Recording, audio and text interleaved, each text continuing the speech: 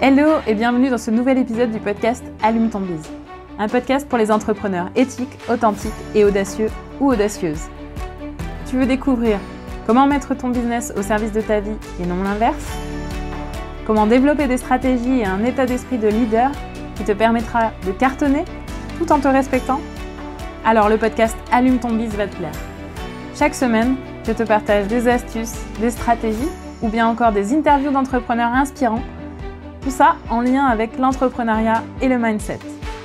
Alors, éteins ton Netflix et allume ton biz pour ce nouvel épisode. Bonne écoute!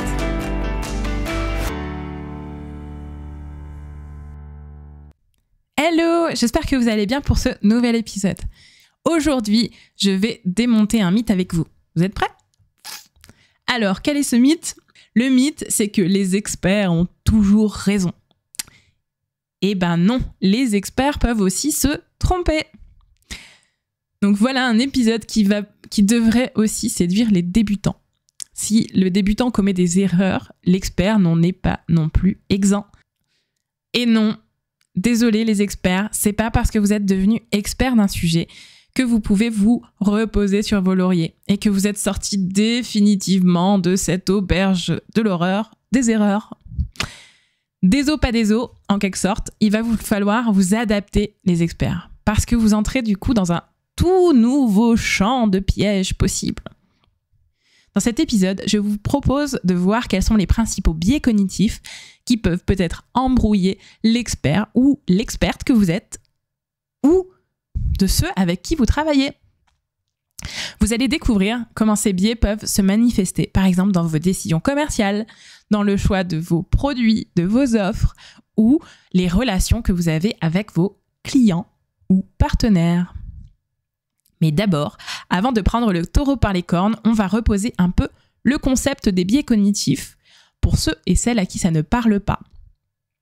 Alors, qu'est-ce que c'est qu'un biais cognitif ? Un biais cognitif, ça désigne en fait un processus mental, systématique et inconscient qui fausse la perception, la mémorisation, la compréhension ou l'interprétation d'une information. Et ça amène en fait à des erreurs de jugement ou de prise de décision. Ça va être souvent défini comme une tendance à percevoir, interpréter ou se rappeler les informations de manière partiale ou erronée. Les biais cognitifs sont souvent déclenchés par des facteurs tels que les préjugés, les émotions, les croyances et les expériences antérieures. Les biais cognitifs sont généralement inconscients. C'est pourquoi c'est pas toujours facile quand on est seul de pouvoir les détecter ou les corriger. Alors, sans plus attendre, prenons donc ce fameux taureau par les cornes. Je vais vous donner 5 biais les plus courants pour l'expert. Et pour chacun d'entre eux, je vais vous donner un exemple pour illustrer de façon concrète comment ça peut se traduire finalement dans votre réalité de tous les jours. Et comment ce biais peut vous gâcher la vie ou provoquer une erreur. Dans les exemples que je vais utiliser, les personnages sont fictifs et les prénoms et les histoires sont modifiées et elles sont librement inspirées de cas concrets qui peuvent avoir été vécus par certains de mes clients. Le premier biais dont je vais vous parler, c'est le biais de confirmation. Le biais de confirmation, c'est non seulement un des biais qui touche particulièrement les experts, mais aussi, de façon générale, c'est un biais qui touche tout le monde, en fait, toute la population. Ce biais consiste en fait à chercher des informations qui confirment nos propres croyances ou hypothèses plutôt que de les mettre en question. Ce biais peut faire que l'on rejette des informations qui contredisent nos croyances et que l'on accepte celles qui les confortent, même si elles sont fausses. Alors, pour vous donner un exemple, prenons Sandrine. Sandrine, c'est une entrepreneure bienveillante, éthique, et elle lance une entreprise pour accompagner les gens sur leur nutrition, sur la façon qu'ils ont de se nourrir, pour avoir une nutrition plus saine. Sandrine, elle croit fermement que l'alimentation végétalienne est la meilleure pour la santé. Elle a donc fait des recherches pour trouver des preuves qui confirment sa croyance, comme des études qui montrent par exemple que l'alimentation végétalienne est bénéfique pour la santé cardiaque et des témoignages de personnes qui ont perdu du poids en suivant un régime végétalien. Cependant, elle n'a pas cherché des informations qui pourraient contredire sa croyance, comme par exemple des études montrant que les régimes végétariens ou végétaliens peuvent causer des carences en certaines vitamines ou minéraux lorsqu'ils ne sont pas bien équilibrés, ou des avis médicaux qui montrent qu'ils ne conviennent peut-être pas à toutes les personnes. On est d'accord que Sandrine n'a ni raison ni tort. Simplement, en fait, elle a juste ignoré certaines informations qui pourraient la mettre en doute. Et dans cet exemple, ça nous montre en fait comment ce fameux biais de confirmation, où du coup Sandrine, elle ne va chercher que des informations qui vont vraiment dans le sens de ce qu'elle croit, va pouvoir l'amener finalement à ne pas prendre compte des informations qui pourraient remettre en question ses croyances ou ses hypothèses. Et donc à prendre des décisions qui ne sont pas basées sur des faits complets et fiables. Donc pour éviter ce genre de biais, ça va être important pour vous, chers experts, de chercher des informations qui pourraient aussi contredire vos croyances et pouvoir être conscient de vos biais pour pouvoir les gérer. Deuxième biais qu'on va voir ensemble, le biais d'ancrage. Le biais d'ancrage, ça consiste en fait à se baser sur une première information pour prendre des décisions. Et ça, même si cette information peut paraître à première vue peu pertinente. Ce biais peut faire que l'on se fixe sur un objectif ou sur une estimation qui n'est pas réaliste, ou que l'on sous-estime ou surestime un prix ou une probabilité. Prenons Alex. Alex est copywriter et travaille sur un projet pour une entreprise qui vend des voitures d'occasion. Il va être chargé de rédiger des annonces pour ces voitures. Ok, donc il a commencé à écrire les annonces en se basant sur le prix de vente proposé par le vendeur, qui est relativement élevé. Il a ensuite rédigé les annonces en mettant l'accent sur les caractéristiques haut de gamme de la voiture et en utilisant des termes tels que luxe et haute performance. Cependant, il n'a pas pris en compte le fait que le prix de vente était élevé par rapport à la moyenne du marché et que cela pourrait rebuter les acheteurs potentiels. En se basant sur le prix de vente proposé comme point de départ, il a donc créé des annonces qui sont peut-être peu attrayantes pour les acheteurs potentiels. Cet exemple montre comment le biais d'ancrage peut amener un copywriter à se baser sur une première information, le prix de vente proposé, pour rédiger ses annonces, même si cette information est peu pertinente. Pour éviter ce genre de biais, il va être important de vous baser sur des informations pertinentes et de ne pas vous laisser influencer par des informations qui ne sont pas cruciales pour votre décision. Troisième biais qu'on va voir ensemble, l'illusion de la maîtrise. L'illusion de la maîtrise, ça consiste en fait à surestimer sa propre compétence ou celle de son équipe. Ce biais peut faire que l'on sous-estime soit les risques, soit les incertitudes d'un projet, ou que l'on surestime les chances de succès de celui-ci. Prenons l'exemple de Max. Max, c'est un entrepreneur de start-up qui a lancé une application mobile pour la mise en relation entre particuliers pour des services de jardinage. Max croit fermement que son application est très facile à utiliser et qu'elle est très bien conçue parce qu'il l'a lui-même créée et testée. Il a également reçu des commentaires positifs de ses amis et de sa famille. Il est donc confiant que son application sera un succès auprès des utilisateurs finaux. Cependant, Max n'a pas pris en compte les retours négatifs des utilisateurs qui ont rencontré des difficultés d'utilisation ou des bugs. Il s'est également reposé sur sa propre expertise pour évaluer l'expérience utilisateur, sans consulter des experts en ergonomie ou en design d'interface utilisateur.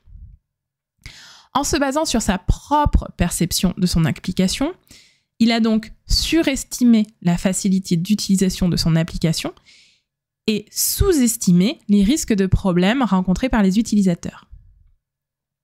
Cet exemple vous montre comment l'illusion de maîtrise peut amener un entrepreneur à surestimer sa propre compétence ou celle de son équipe et donc à sous-estimer les risques ou les incertitudes d'un projet. Pour éviter cette illusion, il va être important de vous faire aider par des experts et de ne pas vous reposer uniquement sur votre propre expertise et de recueillir des retours utilisateurs pour vous assurer que l'application répond aux besoins des utilisateurs. D'ailleurs, en parlant de ça, vous pouvez aller écouter l'épisode... Alors, j'ai plus le numéro en tête, mais c'est l'épisode avec Florent où on parle de design thinking. Je mettrai le lien en description de cet épisode. 4e biais qu'on va voir ensemble, le biais de familiarité. Le biais de familiarité, il consiste en fait à préférer des options familières aux options moins familières, même si celles-ci sont peut-être plus appropriées. En gros, pour vous faire simple, c'est la fameuse zone de confort. Ça vous rappelle quelque chose? Ce biais peut faire que l'on s'accroche à une stratégie ou à un produit qui ne fonctionne plus ou que l'on ignore des opportunités innovantes. Prenons Clara. Clara, c'est une entrepreneure qui a une formation en ligne et qui va se concentrer du coup sur la vente de cours en ligne vidéo pour des professionnels de la santé. Clara, elle croit fermement que cette méthode est la meilleure pour transmettre ses connaissances et elle a déjà utilisé cette méthode avec succès. Elle a donc continué à utiliser cette méthode pour tous les cours qu'elle propose, même si des études montrent que les méthodes d'apprentissage interactifs, telles que par exemple des jeux de simulation, sont plus efficaces pour certains sujets. Elle a donc ignoré des opportunités innovantes pour améliorer les résultats de ses formations en ligne et elle ne s'est pas adaptée aux besoins de ses clients. Cet exemple montre en fait comment le biais de familiarité peut amener une entrepreneur à préférer des options familières aux options moins familières, même si celles-ci ne sont plus appropriées pour les besoins de ses clients. Pour éviter ce genre de biais, il va être important pour vous de rester informé, de rester à l'écoute de nouvelles méthodes, par exemple ici d'apprentissage, et de ne pas hésiter à les utiliser pour offrir des formations ici ou solutions globalement adaptées aux besoins de vos clients. Allez, pour celle-ci, je fais aussi ici un petit clin d'œil à Google qui devrait peut-être justement en ce moment se méfier de ce biais face à l'IA ChatGPT, si vous en avez entendu parler, qui a fait juste une arrivée mais fracassante sur un nouveau mode de recherche par l'IA via le conversationnel. Donc je vous laisse y réfléchir. Est-ce que Google n'est pas lui-même en train de tomber dans ce biais de familiarité ? Vous me direz ce que vous en pensez. Vous avez 3 heures. Allez, c'est parti. Alors, c'est quoi le 5e biais ? Le 5e biais, c'est le biais de disponibilité.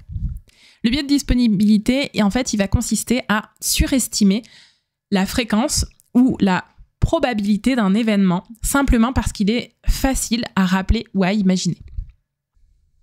Ce biais peut faire que l'on sous-estime la probabilité de certains événements rares ou que l'on surestime la probabilité d'autres événements courants.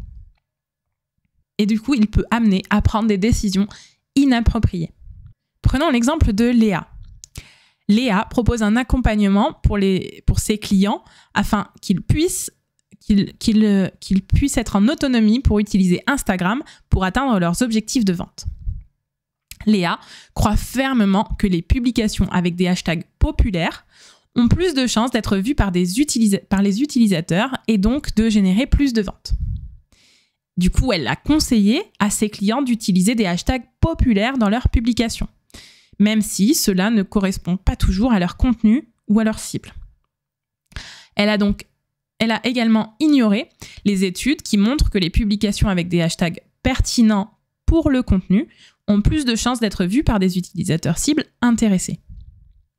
Elle a donc surestimé la probabilité que les publications avec des hashtags populaires génèrent des ventes et sous-estimé l'importance des hashtags pertinents pour atteindre sa cible. Cet exemple vous montre comment le biais de disponibilité peut amener Léa à se baser sur des exemples facilement disponibles, donc les hashtags populaires, plutôt que sur des informations plus pertinentes, les hashtags pertinents pour le contenu, pour prendre des décisions. Pour éviter ce genre de biais, il est important de recueillir des informations pertinentes et de ne pas se laisser influencer par des exemples facilement disponibles. Voilà, nous avons du coup vu ensemble 5 biais cognitifs qui peuvent affecter les décisions des entrepreneurs et notamment des experts. Nous avons vu aussi ensemble comment l'expertise peut parfois entraîner des biais tels que l'illusion de maîtrise ou le biais de confirmation. Et comment des biais tels que le biais d'ancrage ou le biais de disponibilité peuvent influencer le choix d'une entreprise. Et que ça peut même influencer jusqu'à Google, vous avez vu. Donc il est important de se rappeler que ces biais sont normaux et peuvent survenir chez tout le monde. Mais du coup, il est possible de les gérer en étant conscient de leur existence et en adoptant une approche rigoureuse et objective lors de la prise de décision. Il est également important de se rappeler que pour maximiser les chances de succès de l'entreprise, il est essentiel de se baser sur des faits et des données fiables plutôt que sur des croyances ou des préjugés. J'espère que cet épisode vous aidera à être peut-être plus conscient de vos biais cognitifs et de pouvoir les gérer pour prendre des décisions plus éclairées pour votre entreprise. Et en miroir, n'oubliez pas que les experts à qui vous vous adressez peuvent aussi avoir ce biais-là. C'est pour ça, par exemple, que vous allez voir déjà un médecin généraliste avant d'aller voir un spécialiste. Parce que si vous avez mal au pied et que vous allez voir un podologue, il va forcément tout de suite regarder ce qui se passe dans votre pied. Alors que si vous allez voir un généraliste avant d'aller voir ce podologue, peut-être que le généraliste va lui se rendre compte qu'en fait, si vous avez mal au pied, c'est parce que vous avez un nerf coincé dans le dos. Et donc, peut-être qu'il ne va pas vous envoyer vers le podologue, mais peut-être vers un autre type de spécialiste, kiné ou ostéopathe peut-être, pour décoincer ce nerf coincé. Alors, petite parenthèse, pour les spécialistes de la santé ou de l'anatomie qui m'écoutent, je m'excuse vraiment. Je m'excuse pour mon manque total de connaissances à ce sujet et je ne sais absolument pas s'il y a un nerf qui relie le dos au pied. On est d'accord. C'est simplement pour vous donner un exemple qui illustre un petit peu cette façon que, certains biais que peuvent avoir certains spécialistes. Ici, dans mon exemple, forcément, le spécialiste que vous irez voir, le podologue, lui, il ne se concentrera que sur votre problème de pied et peut-être ignorera quelque chose de fond qui est dans votre dos. Un autre exemple peut-être qui vous parlera davantage en termes de business. Si vous vous dites « il me faut quelqu'un pour m'accompagner sur Instagram », mais en fait que vous ne savez pas avant sur quelle plateforme sont vos clients et donc qui sont peut-être tout simplement pas sur Instagram, ça peut poser problème.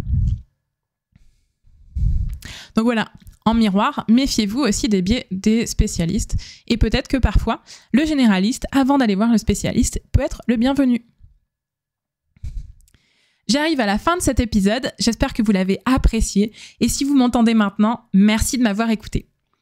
Si cet épisode vous a plu et que vous ne l'avez pas encore fait, je vous invite à mettre un avis sur Apple Podcast ou une note sur Spotify. Ça m'aide beaucoup à développer le podcast et à le faire connaître auprès d'autres entrepreneurs qui pourraient avoir besoin aussi d'entendre tout ça. Alors un grand merci à vous si vous prenez le temps de le faire. Vous pouvez aussi vous inscrire pour recevoir mes mails chaque semaine dans lesquels vous trouverez de nouveaux conseils ou astuces ou les coulisses de ces épisodes. Pour vous inscrire, c'est très simple. Il suffit de suivre le lien en description de cet épisode. Encore merci de m'avoir écouté jusqu'au bout et à bientôt pour le prochain épisode d'Allume ton bise. D'ici là, je vous souhaite une bonne journée ou une bonne après-midi ou une bonne soirée selon le moment où vous m'écoutez. À très vite, bye bye.